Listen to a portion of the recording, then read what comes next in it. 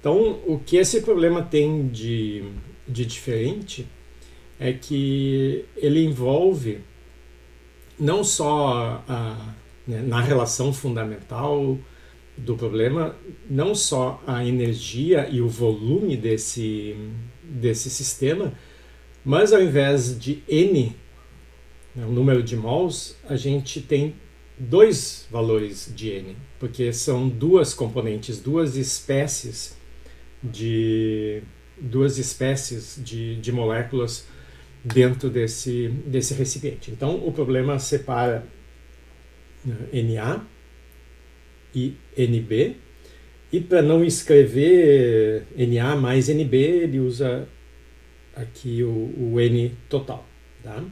Mas a gente tem que lembrar que esse N se refere à soma, né, do Na e do Nb. Então esse problema é um problema como os outros, com esse detalhe a mais de que a relação fundamental agora ela é função de U, de V, de Na e de Nb, que são os parâmetros extensivos desse problema. Quando a gente então construir esse cilindro fechado, rígido, com volume total conhecido e dividido em duas partes, tá? A gente tem que lembrar que em cada uma dessas partes tem um sistema como esse.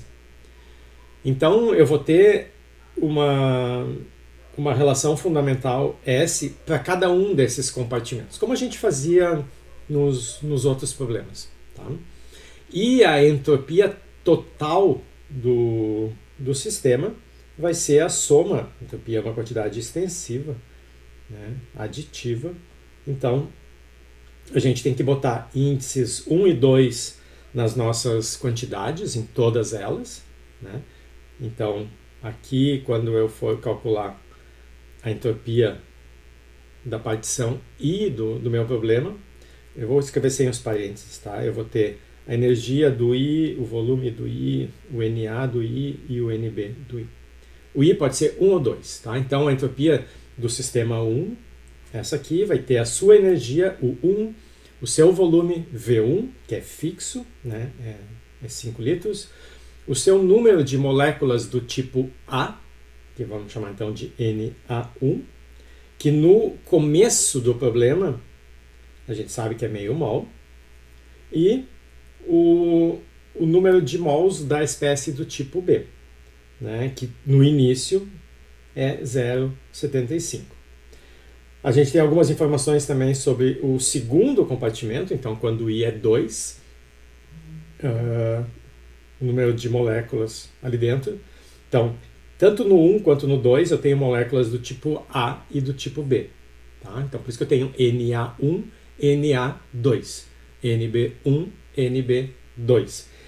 Essas moléculas, essas quantidades aqui, elas podem mudar quando outro estado de equilíbrio for atingido, porque o enunciado do problema me diz que a parede que separa os dois compartimentos, ela deixa passar moléculas do tipo A, mas não do tipo B. Então, esse Nb aqui é fixo, porque a parede não deixa mudar. Mas do A não. O que a gente sabe é que o número total de moléculas do tipo A vai ser 0,5 mais 1, 1,5 mol. No início do problema, a molécula do tipo A está distribuída assim, meio mol numa metade do cilindro e 1 mol na outra metade. No estado de equilíbrio, a gente vai precisar calcular, tá? Então, a gente tem esses dois cilindros, volume é fixo, porque a membrana, essa que separa as duas partições, as duas câmaras, é rígida, não se mexe. Então, o volume 5 litros para cada um deles é um vínculo. A parede é diatérmica, então as temperaturas iniciais, que são conhecidas aqui, iniciais, né, 300 e 250, também vão evoluir e atingir um novo valor no equilíbrio. Outra coisa que a gente precisa calcular. Como a temperatura vai se redistribuir por causa da passagem de calor, significa que a energia interna dessas partições também vai mudar. A gente precisa calcular. A membrana sendo permeável vai fazer com que esse número, como eu já disse, 1,5 mols de moléculas do tipo A, vai se redistribuir. E a gente também precisa calcular qual vai ser a nova partição. E, além disso, as pressões finais, se são iguais ou não. Tá? Então, esse é o enunciado do problema. Então, como é que a gente trabalha com ele? Tem uma quantidade, uma lista grande de coisas a serem calculadas. Então, vamos aos poucos. A primeira coisa que a gente pode fazer, essa aqui é a mesma expressão que tinha antes, a dependência na energia para cada uma das partições é simples, né? O U só aparece aqui onde está marcado. Então eu posso calcular a equação de estado correspondente à temperatura. A gente está trabalhando na representação de entropia. Então a equação de estado é essa aqui. 1 sobre T, basta fazer a derivada ds em relação a U. Tá? Bom, aqui só uma dica, né? Vocês estão acostumados a fazer a derivada do logaritmo 1 sobre o argumento vezes a derivada do argumento. Tá?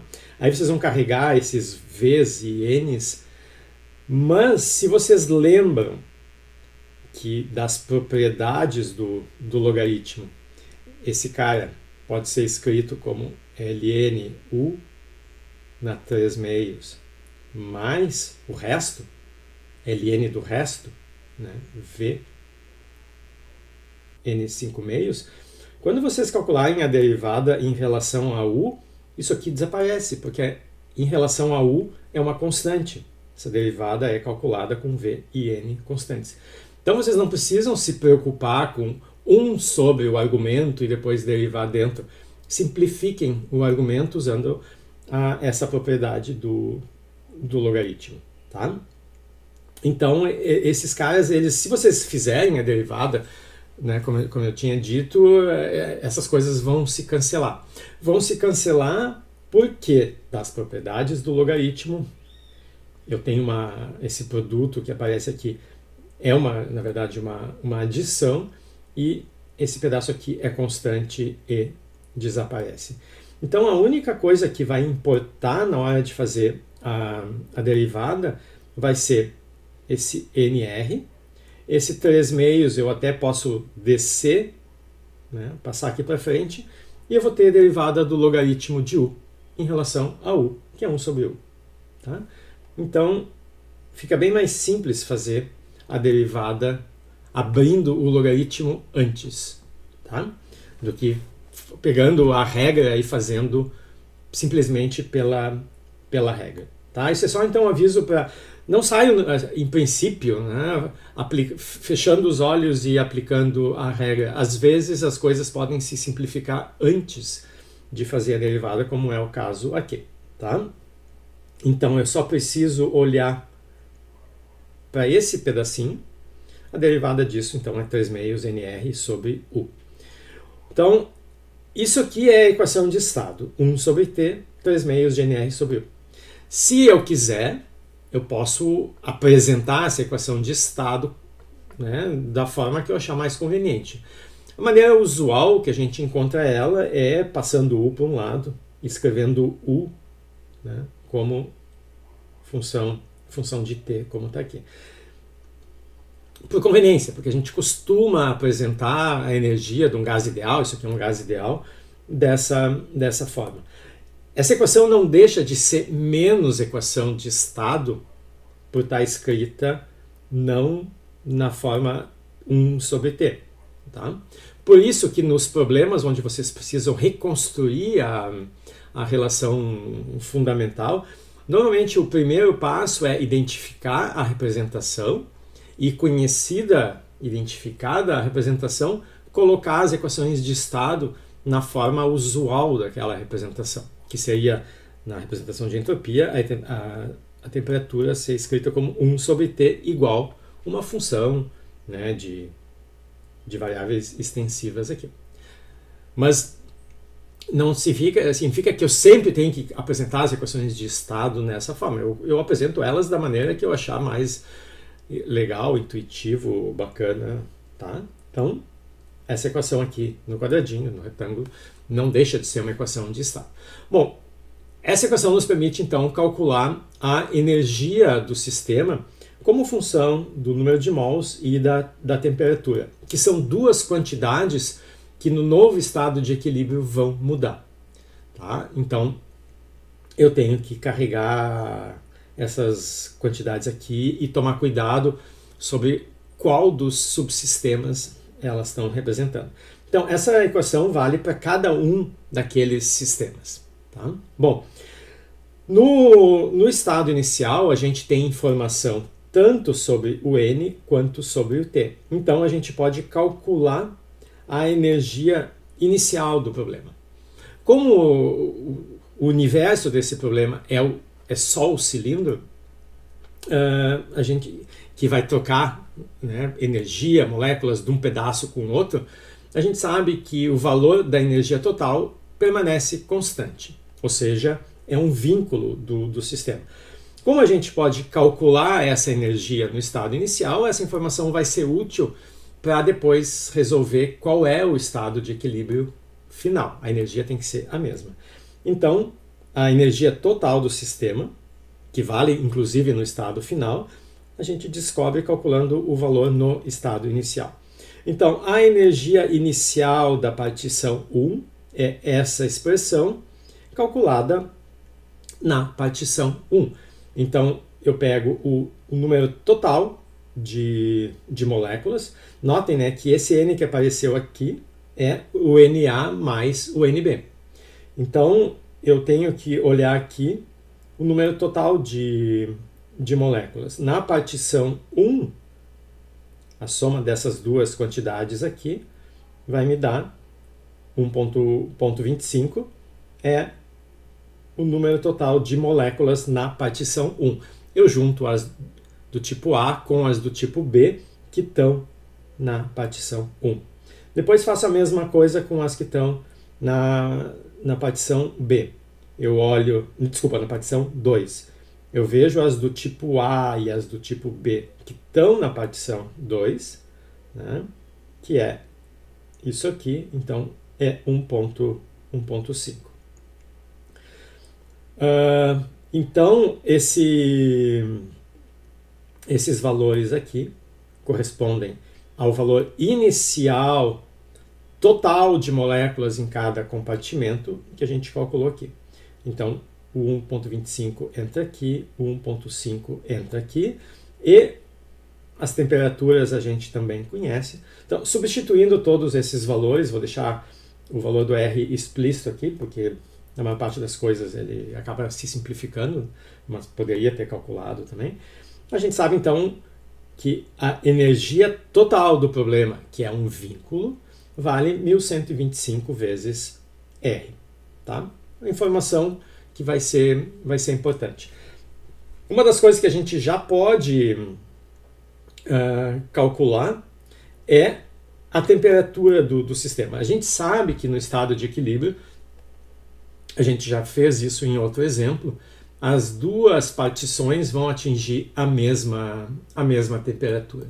Então, se eu calcular a temperatura usando a partição 1, ou usando a partição 2, ou usando o cilindro completo, inteiro, é o mesmo valor. A temperatura é uma quantidade intensiva do problema. Se eu particionar ele num estado de equilíbrio onde os vínculos permitiram que a temperatura se igualasse, eu posso pegar só um pedaço para calcular ou pegar o sistema inteiro. Aqui eu vou usar o sistema inteiro para calcular a temperatura, mas poderia ter pegado só o sistema 1, por exemplo, e usado só a energia do sistema 1. Tá? Bom, Usando então o sistema inteiro, a temperatura, né, sai dessa equação. Aqui aparece U sobre R. U sobre R é 1125, que está aqui. Eu tenho também o 2 terços, né, o U que a gente já falou. E o R desapareceu junto com, porque estava aqui. E falta o N, tá? O N, já que eu estou considerando o sistema inteiro, é o N total. É o número total de moléculas, ou seja, a soma dessas duas quantidades. Então, 2,75. Tá? Usando isso, então, a temperatura de equilíbrio do sistema vai ser 272,7 e corresponde tanto à temperatura da primeira quanto da segunda parte desse cilindro. Tá? Então, uma das quantidades aqui a gente já calculou. Vocês podem checar que calculando só para uma das partições vai funcionar. Então, usando só essa energia aqui e só esse N aqui tem que dar a mesma coisa. Bom, o que mais que ele pede? Agora a gente tem que dar informação sobre... deixa eu só ver sobre energia e número de mols.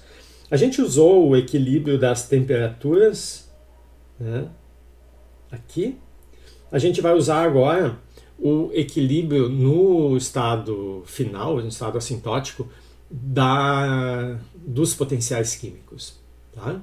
Então, como o número de moléculas do tipo B não muda, a gente não precisa calcular o μB.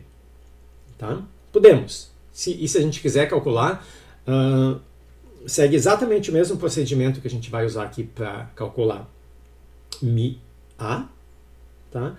Só que onde a gente vai olhar para as moléculas do tipo A, esse Na que está marcado aqui, a gente vai olhar para as do tipo B. Tá? Mas o cálculo segue a mesma forma. Então o que nos interessa aqui são as moléculas do tipo A. Então o que a gente precisa fazer, né, para calcular essa que é mais uma das equações de estado é ver como a relação fundamental S varia quando muda o número de mols, tá? Do tipo A, mantendo todo o resto aqui constante. Então, como eu tenho que derivar S em função de Na, e a gente não pode esquecer que o Na também está escondido aqui e aqui, tá? Eu vou abrir esses N só para a gente não esquecer de nada na hora de fazer a derivada. Como a derivada vai ser só em relação ao Na, eu vou ter termos aqui que não tem Na. Tá? Ou seja, em relação a essa derivada, aqui, esses outros termos que só vão ter U, V e NB, eles vão dar zero. Tá? Eles são constantes. Então, na hora que eu escrever aqui S explicitando Na, todos os termos que não têm Na, eu vou jogar para dentro aqui dessa constante. Tá? Então, essa constante, entre aspas, não é uma constante numérica do tipo 5. Tá? Essa constante, ela contém também pedaços que dependem de outras quantidades, mas que são irrelevantes para essa derivada. Tá? Então, constante aqui significa em relação a essa derivada. Então, copiando de novo aqui a mesma expressão do S, a gente tem que abrir esse N, então Na mais NB. Esse termo NB vezes A é um desses que a derivada vai matar. Então, eu vou jogar aqui para constante. Então, dessa primeira contribuição só vai sobrar NA vezes A, que é o que está aqui. Tá? Então, de novo, esse pedacinho que vai desaparecer na hora que calcular a derivada em relação a NA, porque não tem NA, eu escondo aqui na constante. Só porque agora me interessa calcular MA. Não é que vai ficar sempre ali, é só para fazer esse cálculo, né? E vocês, mesmo deixando só o que me interessa, já fica uma expressão grande. Imagina se eu abrisse essa constante. Então, já que ela não me interessa agora, para deixar as coisas mais manipuláveis, eu jogo para cá esses termos. Depois eu tenho N aqui e N aqui também, tá? Então, NA mais NB, NA mais NB. Mesma coisa com esses dois aqui, abrir aqui e abrir aqui, tá? Então, por enquanto, eu só substituir o N pelo NA mais NB e me livrei desse aqui que já estava na cara.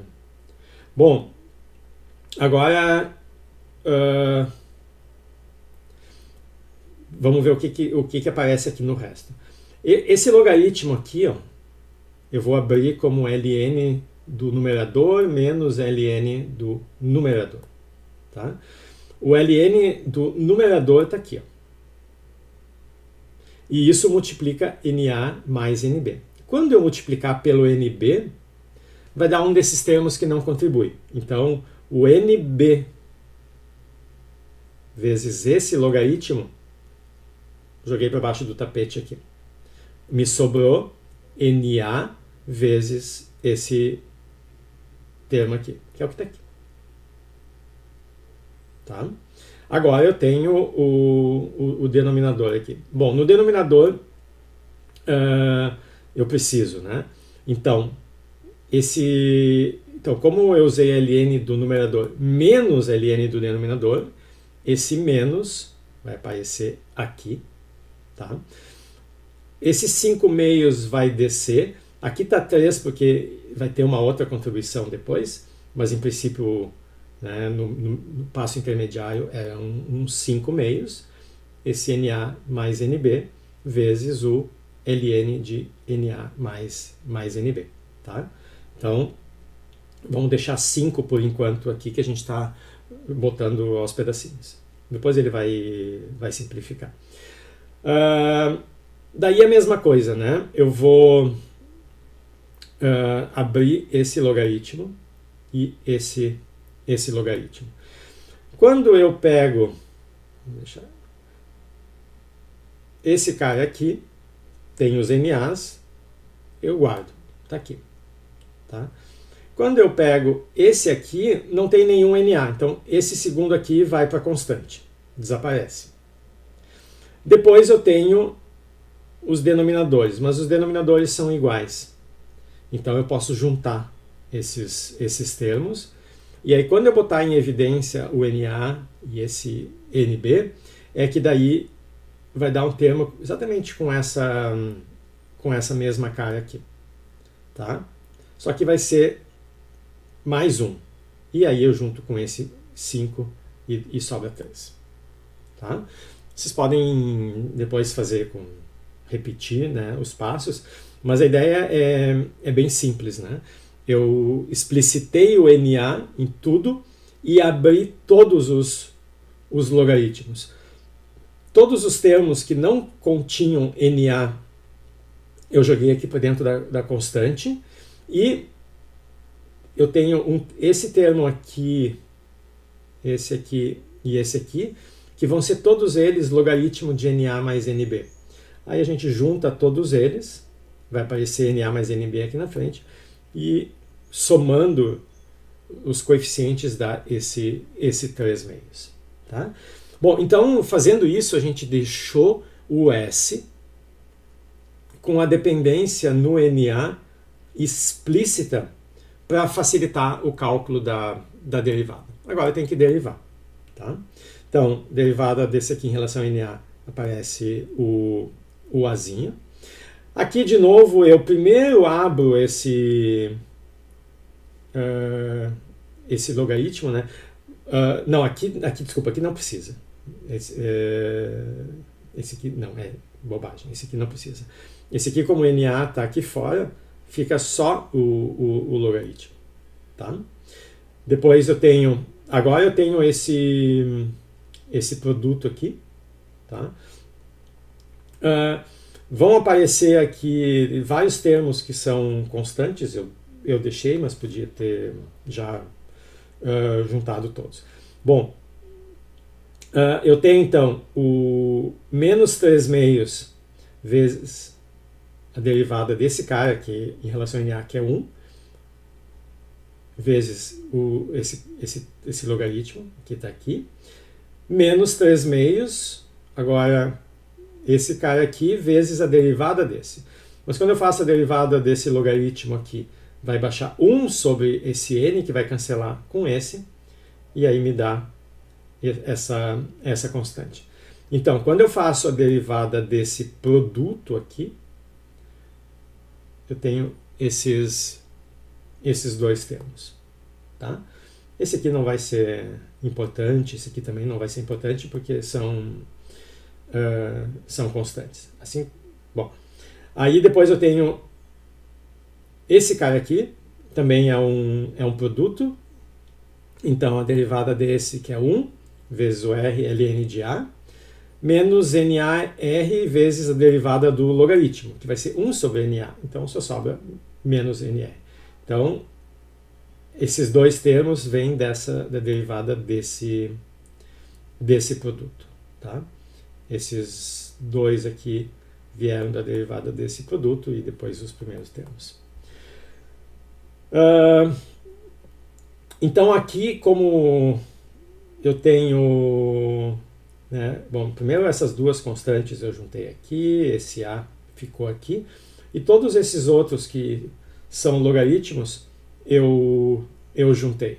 Então, para juntar, primeiro eu tenho que passar esse expoente aqui para cima, esse expoente aqui para cima, tá?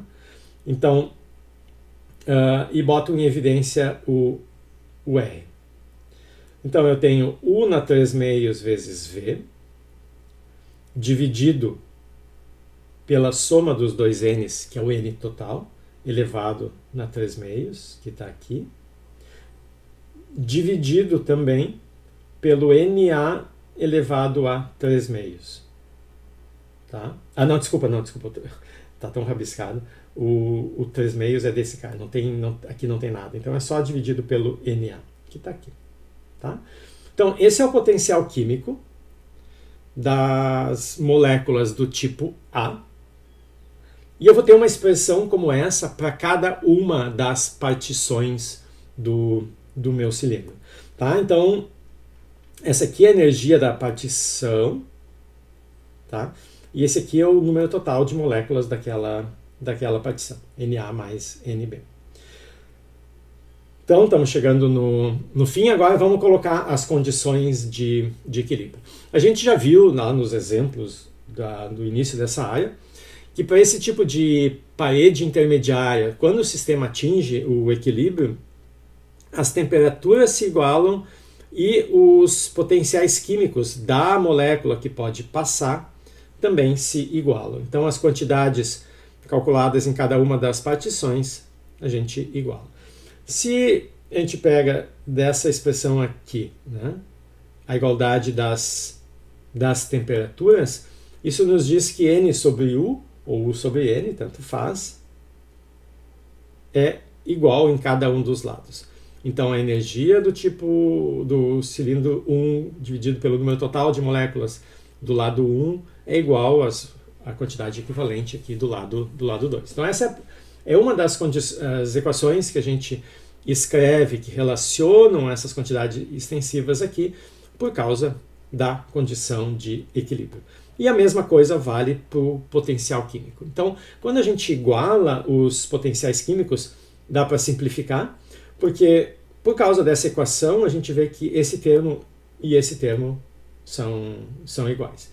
Né? A gente já pode matar aqui o logaritmo também. Os volumes são iguais, e são iguais a 5 litros, então também morre. Da condição de equilíbrio dos potenciais químicos, então a gente também chega que os números de mols são iguais, tá? Da molécula do tipo A, porque as moléculas do tipo B não mudaram. Como a gente sabe que as moléculas do tipo A, né, eu tenho 0,5 e 1, então eu tenho 1,5 mol no total, e aqui no estado de equilíbrio eu termino com o mesmo número de cada lado, então é 1,5 dividido por 2, 0,75. Então, esse aqui é um dos resultados. Tá? Agora que a gente sabe né, então essa é uma equação, a gente pode vir aqui para essa equação, né? Então, aqui tem que cuidar para não se confundir, porque esses números aqui são fixos, né? As do tipo B. Mas as do tipo A mudaram, né? As do tipo A não são mais isso aqui. Agora eu tenho 75 em cada uma. Então, quantas moléculas eu tenho no lado 1? 0,75 do tipo A e 0,75 do tipo B. 1,5. Quantas moléculas eu tenho do lado 2? 0,75 do tipo A e 0,5 do tipo B. 1,25. Tá? Então, quando eu for lá na condição de equilíbrio, 1,5 do lado 1, 1,25 do lado 2. Então, usando já esse primeiro resultado, a gente chega numa relação entre as duas energias. Só essa equação não é suficiente para calcular quanto equivalem as energias. Mas a gente tem uma segunda equação que é o nosso vínculo. O valor total da energia, a soma dessas duas quantidades aqui, é o mesmo valor que tinha lá no início do problema, 1125R.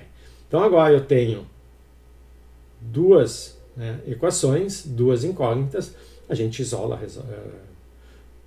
substitui, né, e acha os valores aqui de cada uma das energias. Achando essa aqui, bota aqui ou bota aqui, tanto faz, acha o 2. Tá? E depois pode fazer o cálculo da terceira equação de estado, né? A gente calculou uma, duas, e pode calcular também P sobre T, que vai ser relacionado a ds dv. Tá?